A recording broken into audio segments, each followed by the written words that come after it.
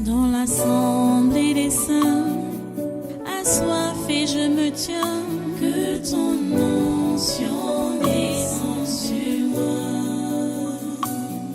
Conscient que mon destin est dans le creux de ta main, que ton onction descende sur moi. Je suis disposé, assoiffé, que ton onction descende sur moi. Je suis disposé, assoiffé,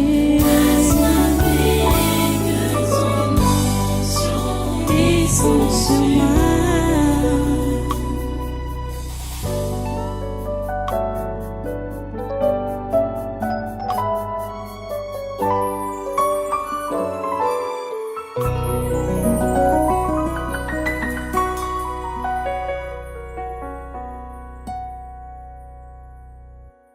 Le Seigneur nous interpelle à la solitude, à la discrétion. Tu comprends ça? Mieux vaut être discret. Tu peux être avec les gens, mais être distant d'eux. Tu peux marcher avec les gens, mais être distant d'eux. Distant. Comment cela va se manifester? Dès qu'ils mettent sur la table ce qui n'édifie pas, directement, tu émets ton opposition. Directement, tu émets ton refus catégorique. Vous comprenez? Et je vous assure que ceux qui ne veulent pas avancer avec Dieu, eux-mêmes vont s'éloigner de vous, ils vont s'écarter de vous, et ils comprendront que vous n'êtes pas avec eux, et que vous n'avez jamais été avec eux. Vous comprenez ça? Je ne dis pas que vous irez vous enfermer, ou que vous allez commencer à prier seul ou à respecter, à faire la distanciation sociale. Comme ils sont. Donc, vous prenez votre chaise, vous partez vous asseoir, éloigné des autres, pour ne pas être contaminé. Ce n'est pas de ça que je dis.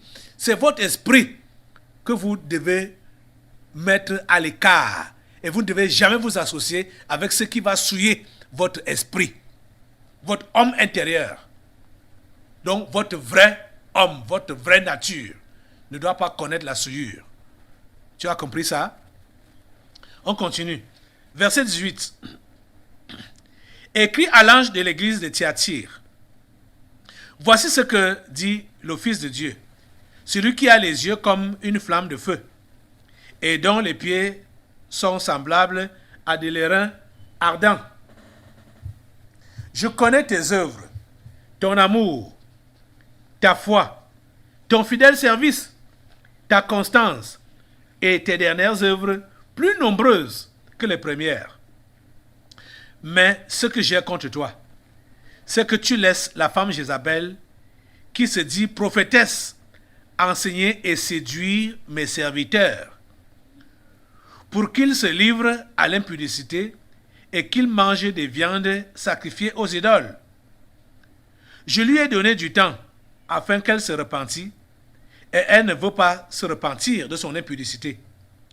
Voici, je vais la jeter sur un lit et envoyer une grande tribulation à ceux qui commettent adultère avec elle, à moins qu'ils ne se repentent de leurs œuvres.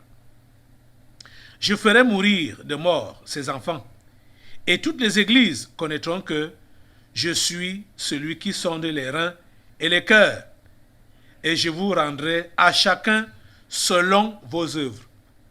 Vous voyez que j'ai même commencé à développer cette phase de cette lettre, ce chapitre de cette lettre, quand je parlais de ce qui a été dit précédemment. Il reproche le fait qu'on laisse Jézabel, la femme Jézabel, séduire ses serviteurs. C'est ce que je disais tantôt. Que tu ne vas pas laisser tu ne vas pas te laisser influencer par des propos, des enseignements, des attitudes qui vont souiller ton esprit, qui vont rompre ta communion avec Dieu. Et quand il parle de la femme Jézabel, qui se dit prophétesse, vous voyez, c'est quoi? C'est la communion avec les fausses églises, les cases, comme les démons ont appelé ça ici. On vous a toujours dit, et on le dit toujours à chaque réunion ici, que vous n'êtes pas obligé de vous connecter à d'autres prédications. Vous serez en train de souiller votre esprit. Vous serez en train de commettre adultère. Parce que la source à laquelle vous allez vous connecter là-bas dehors, soit dans les réseaux sociaux, à la télévision, à la radio ou dans les livres, ce n'est pas des sources saines. Ce n'est pas des sources saines. C'est des sources polluées. Vous comprenez? C'est de ça qu'il est question ici. Cette église était une église, du moins, le Seigneur reproche à son église le fait de collaborer avec n'importe qui. Des gens qui ont des vies sales, des gens qui ont des doctrines déplacées. Vous comprenez?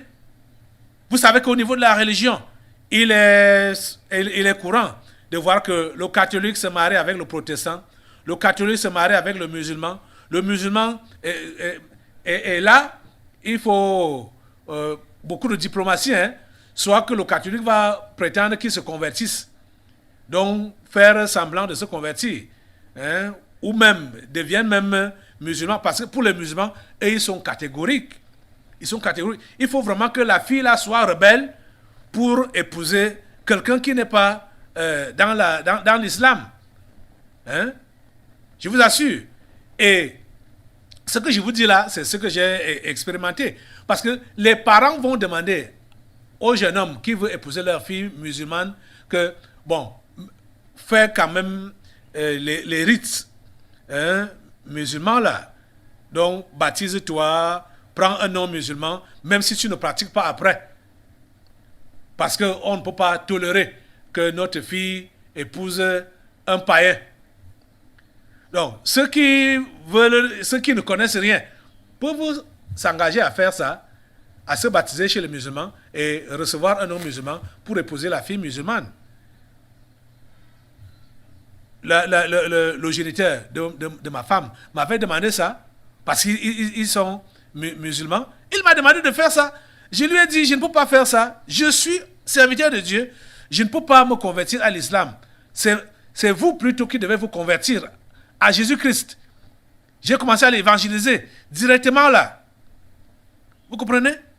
Quand j'étais allé pour demander la main de ma femme, je l'ai évangélisé. Donc si cet homme ne s'est pas converti, il a connu l'évangile. Il a connu la vérité. Je le lui ai dit face à face. Vous comprenez ça? Donc, ces mixages-là, hein, ça ne donne pas. Le Seigneur interdit ça.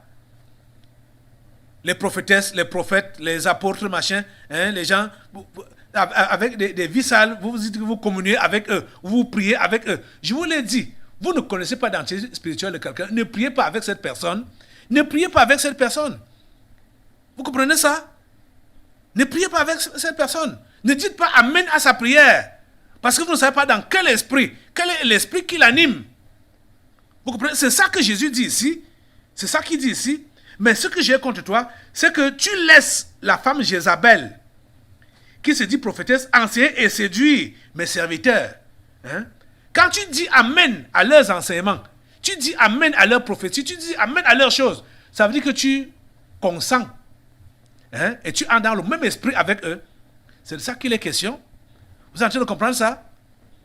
Peut-être quand on fait l'annonce là ici chaque fois, vous ne comprenez pas. Quand on vous dit de ne pas vous connecter, hein, aux autres enseignements, aux autres doctrines et tout ça là, c'est de ça qu'il est question ici. Quand celui-là va dire, le pasteur est dur, hein, le pasteur est dur, hein, le pasteur est dur, hein, mais qu'est-ce qu'il veut comme ça? On doit s'édifier, c'est toujours la parole de Dieu, c'est toujours les enfants de Dieu. Voilà ce que Dieu dit ici. Mais, j'ai dit, hein, qui est donc pasteur? C'est toi ou bien c'est moi? C'est vous ou bien c'est moi? Qui doit enseigner l'autre? C'est vous ou bien c'est moi? Hein? Qui doit enseigner l'autre? C'est celui-là, ou ton frère là, ou ta soeur là, ou bien c'est moi? Vous écoutez qui?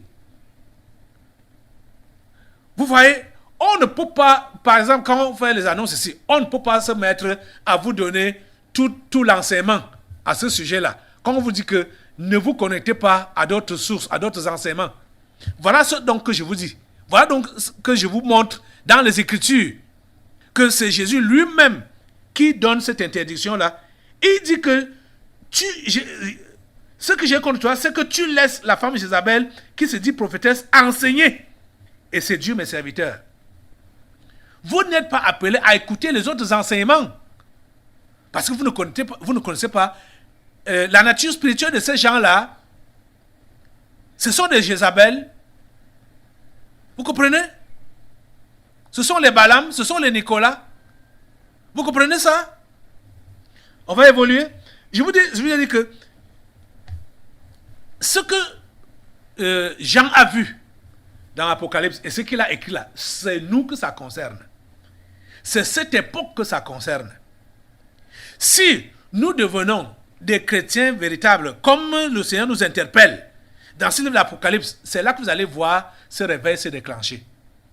Et vous savez que le Seigneur a besoin seulement d'une poignée, c'est-à-dire de quelqu'un qui s'engage déjà, d'autres vont suivre, ainsi de suite.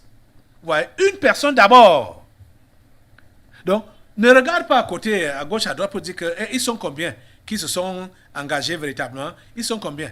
Le Seigneur ne fait qu'interpeller, interpeller. Et vous voyez que l'appel est lancé à la repentance depuis le premier chapitre de cette lettre. L'appel est lancé à la repentance. Il faut revenir à nos premiers amours. Et je sais que quand le premier amour est restauré, on ne sera même pas tenté d'écouter à gauche, à droite, de chercher la collaboration avec d'autres personnes ou d'autres soi-disant serviteurs ou prophètes ou prophétesses, tout ça là. On ne sera pas tenté de faire ça. On va être concentré à la mission qui nous a été donnée, confiée. On sera concentré à notre travail. Concentrez-vous sur votre travail. Vous verrez que vous n'avez même pas le temps. Vous n'avez pas le temps de vous distraire. Vous comprenez ça? Concentrez-vous sur votre travail, sur ce à quoi vous avez été appelé. Oh mon Dieu, ta grâce et ta miséricorde. Ta grâce et ta miséricorde. Les faux prophètes, vous savez que pendant cette période, le Seigneur s'est engagé. Il s'est engagé à leur donner leur paye. Le Seigneur s'est engagé à leur donner leur paye. Je vous l'avais dit longtemps avant qu'il arrivera un temps, quand le Seigneur va se manifester sur cette terre, il arrivera un temps que se faire appeler pasteur, prophète, serviteur de Dieu, apôtre, il faut réfléchir plus de 2 fois. Parce que ça ne sera plus facile. Parce que Dieu même va commencer à punir. Il va commencer à punir. Il va commencer à punir. Et c'est ça qu'il dit ici. Que voici, je vais la jeter sur un lit et envoyer une grande tribulation à ceux qui commettent adultère avec elle, à moins qu'ils ne se repentent de leurs œuvres. Je ferai mourir de mort ces enfants, et toutes les églises connaîtront que je suis celui qui sonde les reins et les cœurs, et je vous rendrai à chacun selon vos œuvres. À chacun selon vos œuvres. Vous le savez, que depuis que les délivrances prophétiques ont commencé ici, et que les faux prophètes ont commencé à parler dans les corps des gens, la plupart de ceux-là ont été tués. Ils ont été tués. Celui qui était même majeur parmi eux-là, il est parti aussi. Il a été tué, il est mort. Vous comprenez? Et ça ne fait que commencer. Je vous dis la pure vérité que ça ne fait que commencer. Ça ne fait que commencer. Je vous dis la pure vérité. C'est Dieu qui le dit. Il va faire le nettoyage. Il va faire le nettoyage. Parce qu'il faut pas que les élus soient déroutés par ces vendeurs d'illusions-là. C'est pourquoi il va faire le nettoyage. Pour que les simples, ces enfants qui sont au milieu d'eux, puissent se ressaisir.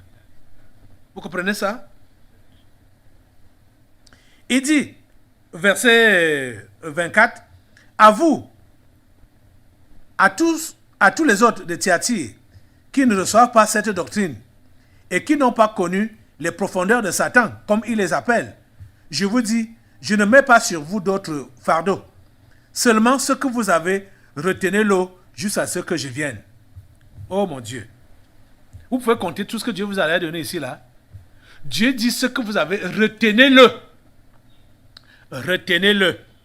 Seulement ce que vous avez, retenez-le jusqu'à ce que je vienne. Vous voyez la constance. Dieu nous appelle à la constance. À retenir ses instructions. À retenir tout ce qu'il nous a donné. À celui qui vaincra et qui gardera jusqu'à la fin mes œuvres. Je donnerai autorité sur les nations. Il les pètera avec une verge de fer, comme on brise les vases d'argile. Ainsi que moi-même, j'en ai reçu le pouvoir de mon Père. Et je lui donnerai l'étoile du matin. Que celui qui a des oreilles entende ce que l'Esprit dit aux églises. Église, est-ce que tu as les oreilles pour entendre? Est-ce que tu as les oreilles pour entendre? Est-ce que tu as les oreilles pour entendre? Je vous dis la pure vérité que si, à partir d'aujourd'hui, nous comprenons et nous pratiquons les avertissements qui nous sont donnés ici, dans cette lettre adressée à l'Église, en 7 chapitres, ce sera le déclenchement du réveil. Ce sera le déclenchement du réveil. Je vous dis la pure vérité. Je vous dis la pure vérité. Chapitre 3 d'Apocalypse. Écrit à l'ange de l'église de Sardes. Voici ce que dit celui qui a les 7 esprits de Dieu et les 7 étoiles. Je connais tes œuvres. Je sais que tu passes pour être vivant et que tu es mort. Hey. C'est par là que j'ai commencé à faire allusion à cette écriture. Pour ceux-là qui passent pour être vivants et pourtant ils sont morts. Dieu dit qu'il te connaît. Voici ce que dit celui qui a les 7 étoiles de Dieu et les 7 esprits de Dieu et les 7 étoiles. Je connais tes œuvres. Je sais que tu passes pour être vivant et tu es mort. Sois vigilant et affermis le reste qui est près de mourir, car je n'ai pas trouvé tes œuvres parfaites devant mon Dieu. Rappelle-toi donc comment tu as reçu et entendu, et garde, et repens-toi. Si tu ne veilles pas, je viendrai comme un voleur, et tu ne sauras pas à quelle heure je viendrai sur toi. Cependant, tu as à Sardes quelques hommes qui n'ont pas souillé leurs vêtements. Ils marcheront avec moi en vêtements blancs, parce qu'ils en sont dignes. Celui qui vaincra sera revêtu ainsi de vêtements blancs, non avec les vestes. Je n'effacerai point son nom du livre de vie, et je confesserai son nom devant mon Père et devant ses anges. Que celui qui a des oreilles entende ce que l'Esprit dit aux églises. Tu passes pour être vivant alors que tu es mort. S'il te plaît, ressaisis-toi. S'il te plaît, repens-toi. S'il te plaît, reviens dans ton premier amour. Ne continue pas dans l'hypocrisie. Ne continue pas dans la religion des apparences. Ne continue pas dans la chrétienté des apparences. Ne continue pas dans la religion et la routine. Tu comprends? S'il te plaît, repens-toi maintenant. Reviens à ton Dieu. Pratique tes premières œuvres. Sois vigilant. Et quand tu te repens, tu vas maintenant affermir les autres. Tu comprends? Le Seigneur dit qu'il n'a pas trouvé tes œuvres parfaites devant son Dieu. Et toi-même, tu sais que tes œuvres ne sont pas parfaites devant ton Dieu. Même comme toi, tu as estimé que tu as déjà trop fait, ou tu estimes que tu as déjà trop fait, et que maintenant, il te faut te relaxer. Tu n'as même pas encore commencé. Tu as compris ça? Tu n'as pas droit au repos. Tu n'as pas droit de te relaxer. Tu n'as pas droit. On continue. Chapitre 3, verset 7 d'Apocalypse. Écrit à l'ange de l'église de Philadelphie. Voici ce que dit le Saint, le véritable. Celui qui a la clé de David. Celui qui ouvre et personne ne fermera. Celui qui ferme et personne n'ouvrira. Je connais tes œuvres. Voici parce que tu as peu de puissance et que tu as gardé ma parole et que tu n'as pas renié mon nom. J'ai mis devant toi une porte ouverte que personne ne peut fermer. Tu as peu de puissance, tu te sous-estimes. Ça, c'est alors aussi le propre de plusieurs. Tu te sous-estimes. Hein?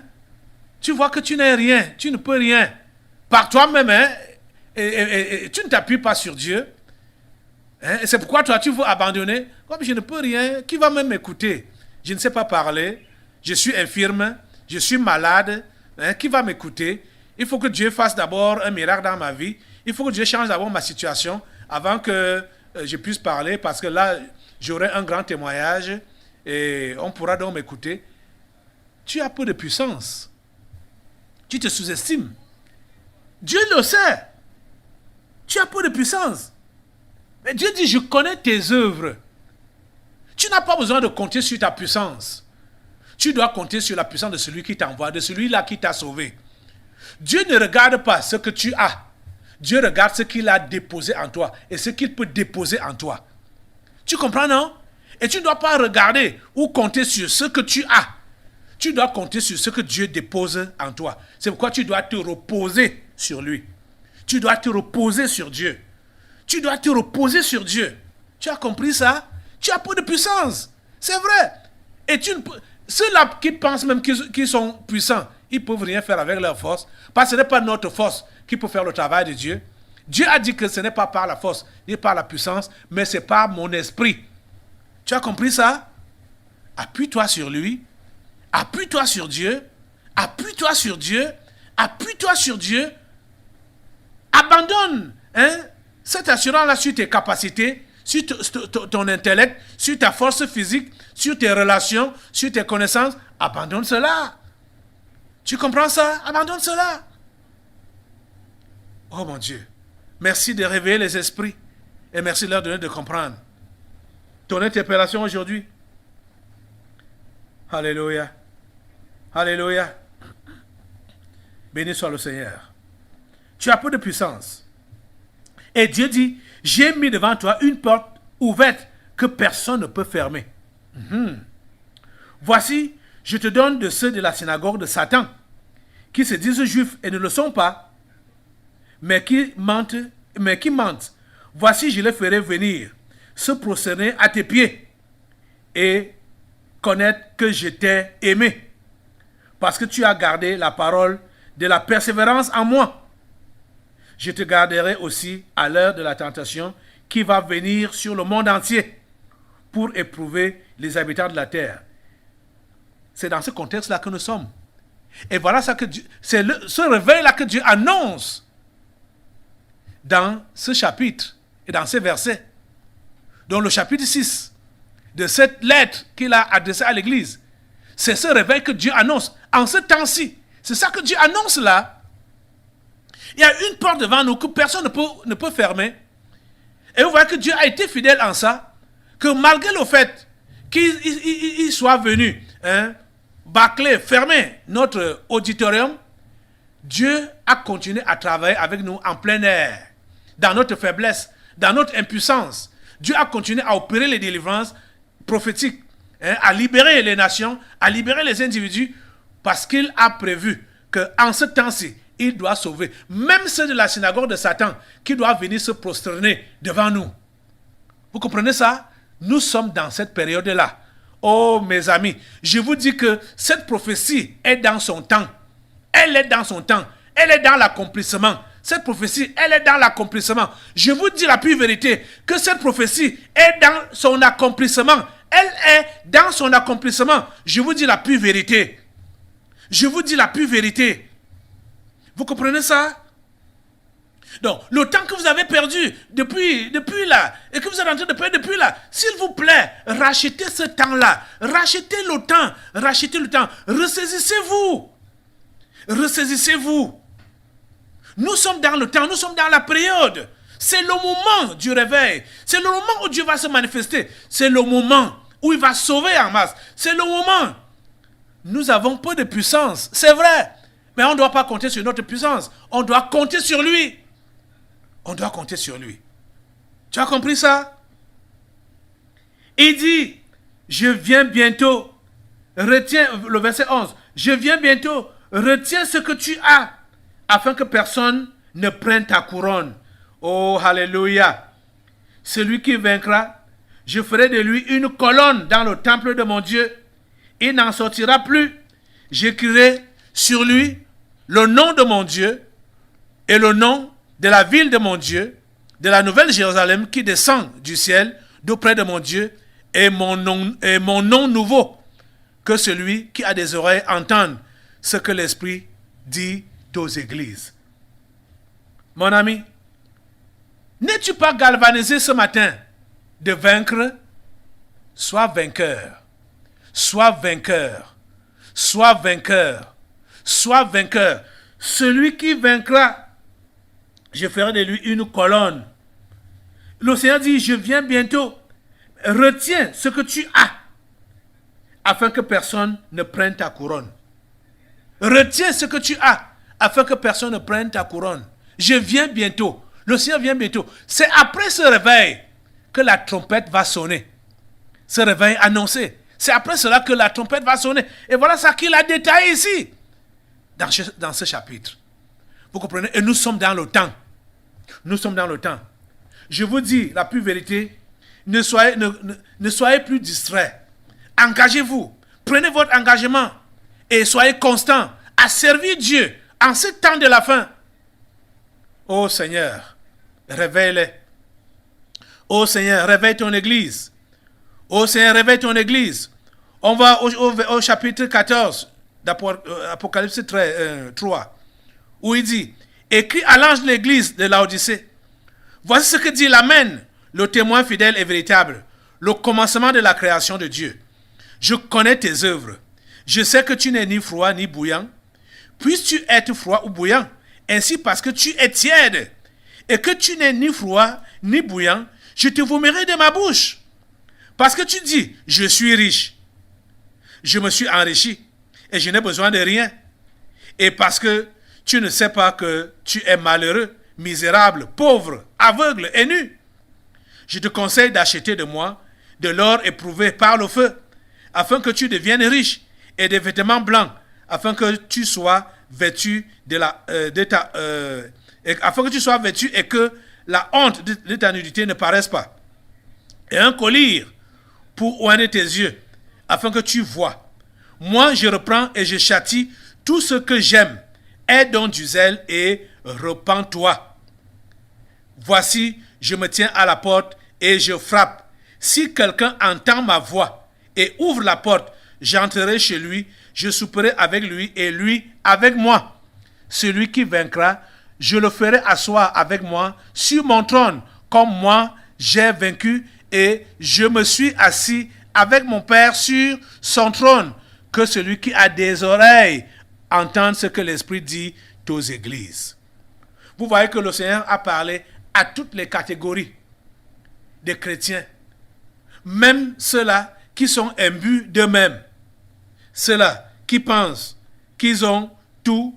Il dit, parce que tu dis, je suis riche, je me suis enrichi, je n'ai besoin de rien, et parce que tu ne sais pas que tu es malheureux, misérable, pauvre, aveugle et nu. Vous voyez? Ceux-là qui ne comptent que sur eux.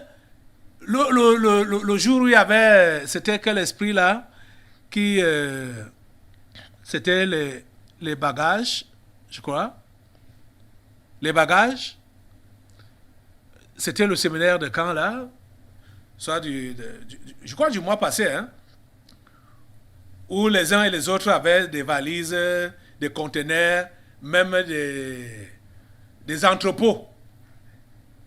Vous voyez, quand je vois cet avertissement et cette interpellation de cette catégorie de chrétiens qui dit je suis riche, je me suis enrichi, je n'ai besoin de rien. Je me suis rappelé de celle-là qui avait son petit sac à main. Je ne sais pas si elle a encore ce petit sac-là. Kim. Qu'on appelle affectueusement Tata Kim. Son petit sac à main. C'est ça. Et il dit, mais qu'est-ce qu'il y a dans ce sac-là? Il dit, c'est son rouge à lèvres, son fond de teint, son... Non. Et que s'occuper seulement de sa petite vie. Voilà ça qu'il est dit ici, c'est le style-ci. Je suis riche, je me suis enrichi, je n'ai besoin de rien. Donc, égoïste, occuper seulement de sa personne seule, avec son petit sac à main. Ouais, je n'ai besoin de rien, je suis déjà arrivé, je n'ai besoin de rien. Hein? Ça me va comme ça. Les autres peuvent se débrouiller comme ils veulent, hein? Mais moi, ça me va avec son sac. Vous voyez? C'est ça ici que Jésus dit là. Parce que tu dis, je suis riche, je me suis enrichi et je n'ai besoin de rien. Pourtant, sans savoir que tu es malheureux, misérable, pauvre, aveugle et nu. Ouais. Ma fille, je ne sais pas si tu as encore le sac à main là. Je ne sais pas si tu as déposé ça, vraiment. Si tu as mis le feu sur ce sac à main là. Ce petit sac à main là, ce n'est même pas le gros sac, le petit là, le petit que les femmes accrochent là, hein, au niveau de la main là. Je ne sais pas si tu as encore ça. Je sais pas. Et si Dieu parle comme ça veut dire qu'il y a des gens parmi vous qui ont ce genre de sac à main là. Ils n'ont besoin de rien. Donc ils sont concentrés rien que sur eux. Mon ami, mets ton égoïsme au feu. Mets ton égoïsme au feu. Mets ton aisance personnelle là au feu. Comprends que tu es misérable. Comprends que tu es aveugle. Comprends que tu es nu. Et approche-toi de Dieu pour acheter de lui les habits. Et tu achètes même gratuitement, hein, sans argent, sans rien payer. Aujourd'hui, chacun doit être restauré. Je dis aujourd'hui, chacun doit être restauré, quel que soit l'aspect dans lequel tu as sombré. Rappelez-vous, le Seigneur dit, souviens-toi où tu es tombé. Repens-toi et pratique tes premières œuvres. C'est à cela que nous sommes tous appelés maintenant. Lève-toi, mets-toi sur tes deux pieds. Et chacun commence à faire un regard rétrospectif. Regarde en toi là. Regarde où tu as fait un faux pas. Regarde où tu as fait faillite par rapport à ta foi. Par rapport à ta marche avec Dieu. Regarde. Repens-toi. Repens-toi. Repens-toi. Et sois vainqueur. Jésus nous invite à l'imiter. Comme il a vaincu. Il dit que tu peux vaincre. Et tu dois vaincre. Comme lui-même il a vaincu. Tu dois aussi t'asseoir sur le trône. Sur son trône. Comme il s'est assis sur le trône de son Père. Parce qu'il a vaincu. Décide-toi. Engage-toi maintenant. Donne le meilleur de toi-même. Dis Seigneur, je m'engage pour toi, je m'engage pour toi, je me donne à toi, je me donne Seigneur, je me donne à toi, entièrement. Je me donne Seigneur. Je me donne Seigneur. Prends-moi Seigneur. Prends-moi Seigneur. Prends-moi Seigneur. Pardonne tous mes péchés. Et tu peux citer ces péchés-là, comme tu te rappelles, de ce que tu as eu à faire, là où tu es tombé. Abandonne-toi entre ses mains. Abandonne-toi entre ses mains et engage-toi pour son service. Engage-toi pour son service. Merci Seigneur pour ce que tu fais. À toi la gloire, l'honneur et la puissance. Merci Jésus. Alléluia. Alléluia. Alléluia. Merci Seigneur. Amen. Dans l'assemblée des saints, assoiffé je me tiens, que ton onction descende sur moi. Conscient que mon destin est dans le creux de ta main, que ton onction descende sur moi. Je suis